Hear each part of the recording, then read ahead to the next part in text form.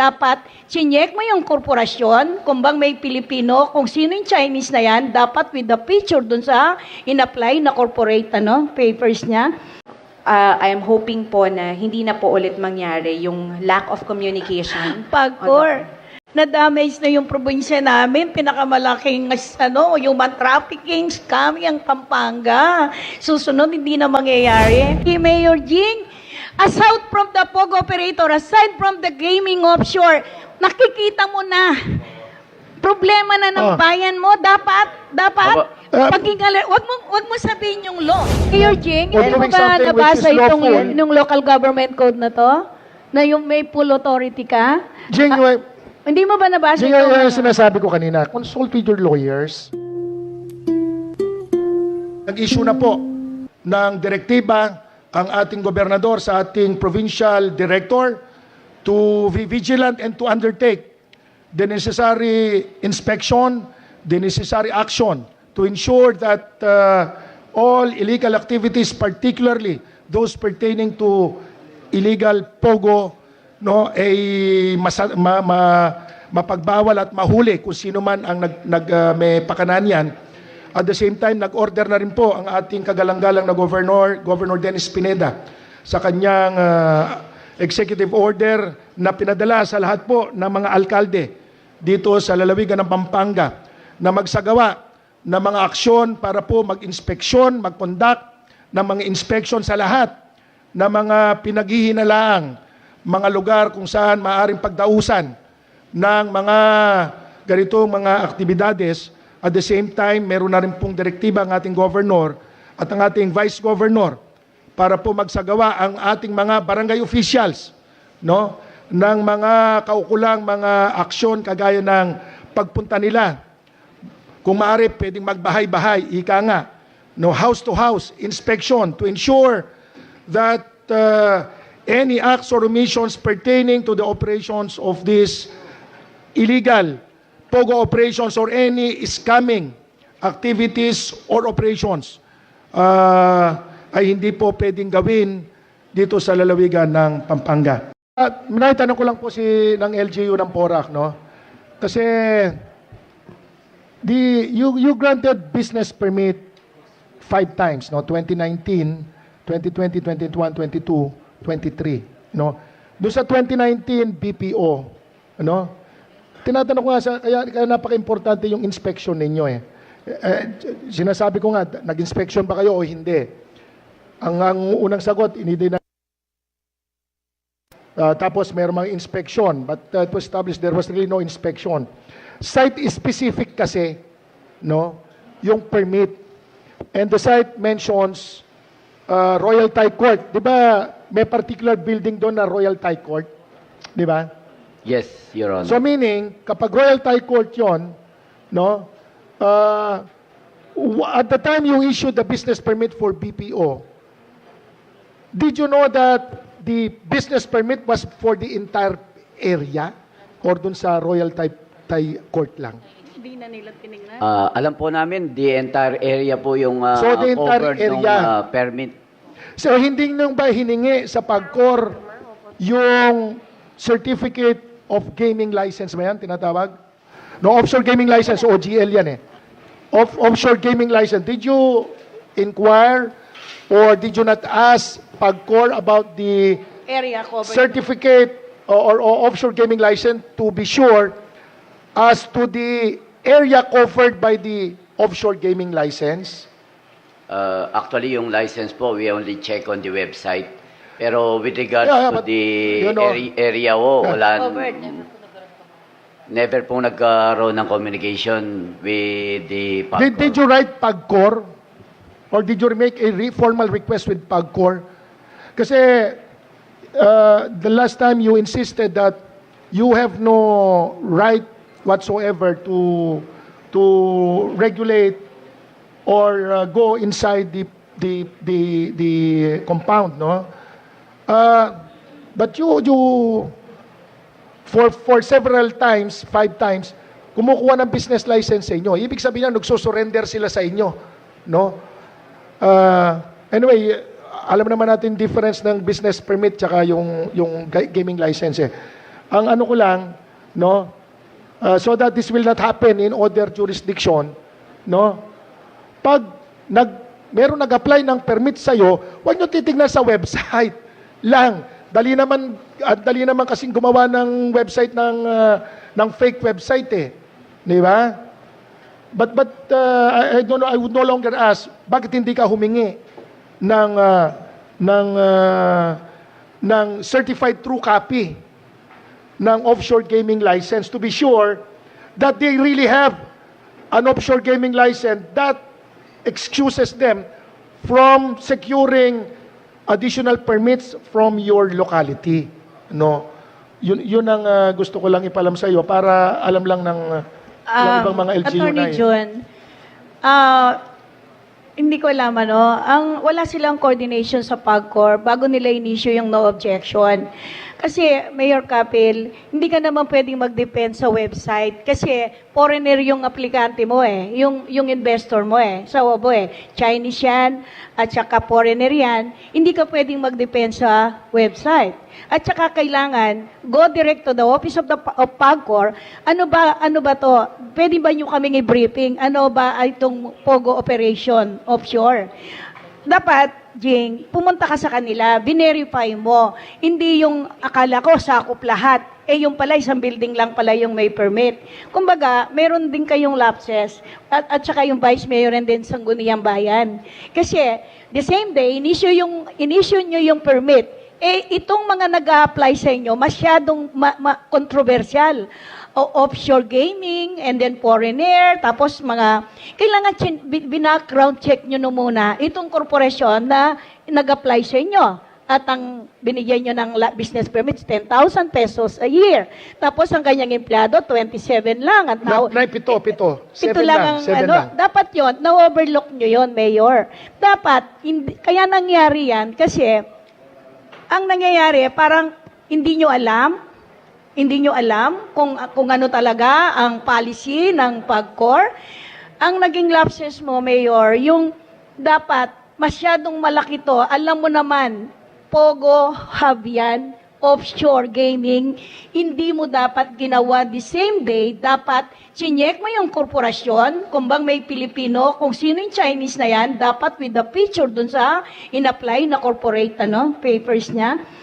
Yun lang ang nakita kong lapses mo, Mayor. Hindi ka dapat tumingin sa website dahil iba to. Offshore gaming, offshore. At saka foreigner ang nag-apply ng permit. So, yun lang ang lapses mo. So, hindi tayo pwedeng magturuan na tumingin ka sa website. Hindi ka dapat tumingin sa website. Go direct to the office of PAGCOR. Ngayon, PAGCOR, anong masasabi mo doon na sinasabi ng LGU na kayo ang may jurisdiction, ang akala niya, yun lahat ng building na yon kasama sa permit. Ano ang masasabi mo sa LGU dun sa ganong alam nila? Well, it's very unfortunate po na hindi po, siguro po, ang akalangan po nila kasama po yung 46 buildings na yon. And siguro po, sa susunod po ng mga ganitong pangyayari, kami din po, ngayon po kasi nung nagkaroon na po kami ng bagong regulations and ng bagong administration na po, whenever there are canceled operators po or meron po kaming bagong nilisensyahan sa locality na ini-issuehan namin, sumusulat po kami sa local government unit na ito po yung location, ito po yung floor kung saan po kami nakapag-issue ng lisensya at kung cancel na po ito, effective ganito, para po matulungan din po namin yung local government po na ma-inspect din po nila or ma-check din po nila sa records nila kung talaga pong tumigil na mag-operate. So, I am hoping po na hindi na po ulit mangyari yung lack of communication. PAGCOR, na-damage na yung probinsya namin, pinakamalaking human trafficking, scam ang Pampanga. Susunod, hindi na mangyayari. Dapat kayo, PAGCOR, dapat bibiriping nyo yung LGU kasi nagtuturuan tayo kung sino talaga yung merong lapses Wala. Yung damage namin, na-done na. Wala na tayong magagawa doon. Pero sabi ko nga sa'yo, yung lapses nyo rin, yung may lapses din kayo, aminin mo may lapses din kayo, di ba? Kasi dapat, hindi lang naman 1 buwan, 5 buwan ginagawa itong 46 buildings, di ba? Dapat hindi lang 2023 nyo kinancel yung kanilang license kasi dapat iniisip nyo na teka muna, meron yata mga idadagdag na mga illegal activities ito. Kailangan din siguro, para sa law enforcer, meron ka rin kayong mga intel officer na gumagawa niyan, di ba? So ngayon, aminado ka, PAGCOR, na may lapses din kayo sa LGU, na hindi nyo sila... Kasi ang nangyayari, PAGCOR, ang operator, ang corporation, ang iningi lang niya sa LGU, no objection. No objection. Yun lang. Dapat, kasama dun sa papeles nyo, anong policy, ano lato, hindi yung no objection lang. Marami pang mga bagay-bagay na hindi lang yung no objection, dapat ang iniingi. Ang hearing na to, not only for Pampanga Nationwide na to Kung yung mga lapses ninyo, gaming yan or whatever yan, kailangan ninyo talaga i-monitor yan, lalo na yung mga ganyang mga foreign national. Meron na tayong, ang dami na nating mga pinagdaanan na mga issue di ba? Dapat sabihin mo rin yan kay Commissioner na huwag tayong relax. Thank you, Mayor Jing. Thank you po, Your Honor. It's in the law, Presidential Decree 771, revoke all powers and authority of local government to grant franchise, license, or permit and regulate forms of gambling. It shows po na wala kami talagang power. That is not, okay na yan, Jing, no? Mayor Jing. No? Jing, Hindi naman natin sinasabi na ang power to issue license talaga nasa PAGCOR. Attorney Jun. And Kaya lang, regulation. we have to remember Hindi na dapat magbasa ng law si Mayor Jing. Aside from the POG operator, aside from the gaming offshore, nakikita mo na problema na ng bayan mo. Dapat, wag mo sabihin yung law. Wag mo sabihin yung batas na wala silang jurisdiction. Wala sila doon. Okay, i-separate mo yun. Ang nangyayari, we conduct a public hearing also yesterday. Na-open doon na no operation ang Lucky South. Nasabi ng PAGCOR. Yes, Mayor. Wala naman tayong bone of contention as regards as to which agency has the power to issue yung batas. a gaming license. No? Nasa poder ng PAGCOR yan. Kaya lang, meron tayong regulatory powers under the local government code. No? We can regulate, maski inisyuhan na ng ng gaming license ng PAGCOR yan, magsisecure pa rin ng business license sa iyo yan. Kaya nga nag-secure Kaya lang, ang inisyuhan ng business license, no, you are referring now to are you now referring, is the business license you issued, did it refer to yung maraming building, yung 43? Are you referring to the 42 buildings? Yun ba yung inisyuhan yun ng business permit? Hindi, kasi it's weird lang po na no operation, araw-araw pumupunta ang PAGCOR, hindi ba nila nakikita? Kasi sila yung may authority po with regards Yes, the authority is insofar as the Lucky South 99 incorporation wherein the specific location Yun lang. is cited. Yung Thai Royal Court Building, di ba, The rest ma'am? sila na. Doon. Outside of that, supposedly, dahil wala, all other areas, nasa poder mo na yon. No? Nasa poder mo na yon. Nasa poder mo na yon. So, if you keep on insisting that those areas outside of Lucky 9 are not within your jurisdiction on area of responsibility, no? Nasa sayo yung kung ipipilit Hindi. mo. Ang sabi Sinasabi ko lang sa'yo.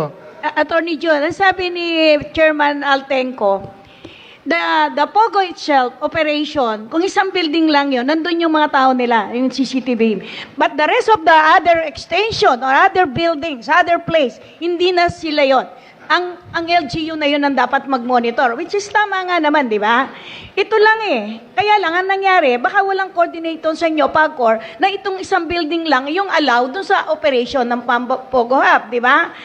Pero, outside that building, jurisdiction na ng LGU yun. Diba? Sila na yung makakalam doon. Wala na sa batas yun. Sila na talagang merong ano doon. May we request an ocular inspection para makita nyo po yung sinasabi namin na Yes, sir. bakit hindi kami makapasok at bakit ang PAGCOR sila nakakapasok everyday o weekly para po mas maging clear kung nandun po tayo sa area. May we request an ocular inspection? Wait. Kasi po, Your Honor, ang situation nung area po, hindi katulad ng regular situation lamang. Wala kaming entry-exit to Porac.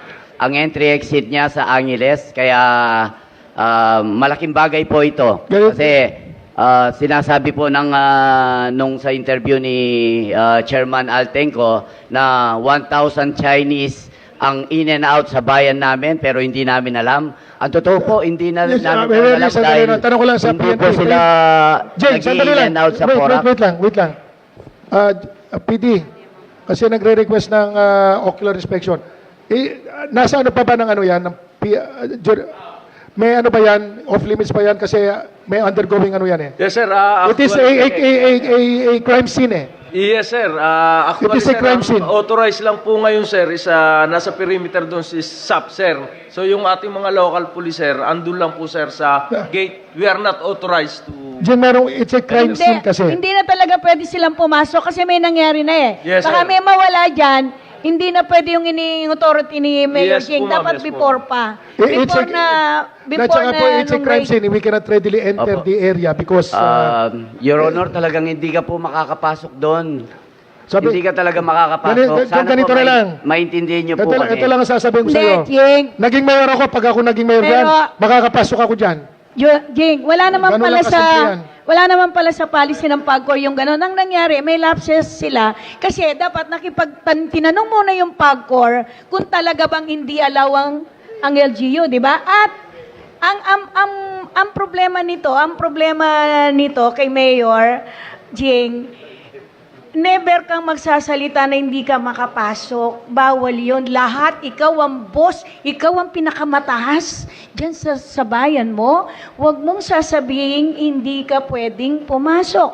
Sana tinanong mo yung PAGCOR, talaga bang ganito? Ako ang mayor, hindi ako pwedeng pumasok dito sa operation ng Pogo? Pero hindi ka nag-coordinate sa kanila eh. Nasa katang-isip mo lang yun. Dapat nagkipag-coordinate ka sa PAGCOR. Di ba, PAGCOR? Meron ba kayong policy na bawal mag-istorbo ang LGU? Wala po, ma'am. Wala. Open sila. Ayun, Jing. Saan mo nakuha yung katang-isip mo na bawal pumasok dahil PAGCOR lang ang pwede? Saan mo nakuha Opo, yung ano na yun? di po ba ang PAOK kailangan pa nilang ng warrant, search warrant para makapasok? Ang LGU pa po kaya? PAOK is a national government. Hindi na natin debatihan yan, Mayor, no? Basta sinasabi ko lang sa'yo, kung ako yung nasa position mo at akong mayor dyan, before, na hindi pa off-limits ngayon dyan, sigurado makakapasok ako dyan. No? With the exercise of the powers granted in me by law, makakapasok ako dyan. Makakapag-conduct ako ng inspection dyan. Especially, hindi naman sakop ng... Di po ba we tried nung joint inspection Hindi, team namin, sabi ko nga pero sa'yo, hindi po kami pinapasok. Sabi ko nga sa iyo, Mayor Jing, no? Kung ako nasa position mo, no, hindi ako magre-rely dun sa website. Kukuhanan ko ng certificate of gaming license issued by PAGCOR bago ko issuean ng gaming license yan. Papa-inspeksyonan ko, no? At kapag walang yan, hindi man makakapagbukas yan. Hindi. Tsaka, Attorney June, si immigration, si Jing, okay, di siya pinayagan ng PAGCOR. May intel report na yung PNP kay Mayor Kapil. Si Mayor Kapil dapat nakipag-coordinate sa immigration. Kasi ang immigration, lulusob at lulub siyan without PAGCOR, di ba? Kasi may legal activities yung binigay nyo ng visa, di ba? So, Mayor Jing, kung nakipag-coordinate ka sa immigration, may mga illegal activities yung 800 na empleyado niyang Pogo na yan. Walang problema yon. Sasamahan ka ng immigration. Kasi may intel report ka na, may illegal activities doon sa Pogo Hub mo sa Porac. Ang inisip mo bawal dahil yung PAGCOR. Pero yung immigration, meron silang right na lusubin, i-raid, di ba? Immigration. Meron kayong karapatan. Pag may report, pwede nyong lusubin yung mga working visa ng mga foreigner, di ba? Yes po. O, yun. Iko-cross-check po namin and then May kasama kayong law enforcer. magki-case build up and then mission order issued by the commissioner. In case po na yung establishment is licensed by PAGCOR, makikipag-coordinate po kami sa kanila. Ma'am, nandito po DILG. Ay, Regional Director, Panyara. Dito, para ano tayo. Under the visitorial powers of the mayor, Yes po. can he not enter the premises of a business establishment? Actually, may I point out certain provisions of the local government code. Actually po, the Secretary issued Memorandum Circular 2024-83 yesterday, and it point out several provisions. First is Section 444 and 455 of the local government code, which provides that the city and municipal mayor shall issue licenses and permit and suspend or revoke the same. Another provision is Section 470, Paragraph 4, and 478, Paragraph 3, which provides that the appropriate LGU may inspect private, commercial, and industrial establishments within the jurisdiction of the local government unit in relation to the implementation of tax ordinances and execute and enforce laws, ordinances, and regulations relating to public health. The last provision is Section 207 of PD number 1096 of the National Building Code, which provides that it authorizes the local building officials to enter any building or its premises at all reasonable times to inspect and determine compliance with the requirements of the National Building Code and the terms and conditions provided for in the building permit as issued. So, these are all the provisions of the local government code and related you laws. do not need to be a lawyer to understand the provisions of the local government code, which are written in simple Terms. and understandable language, di ba? The mayor, city, or municipal may enter at any reasonable hours of the day for the conduct of inspection. Di ka nga pwedeng pagbawalan, kasuhan mo. DILG, Di ba?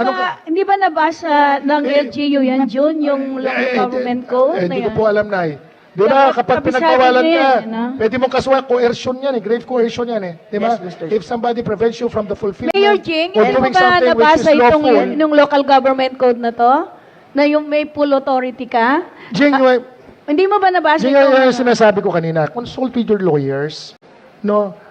Napakalinaw ng provision ng local government code pagdating dyan.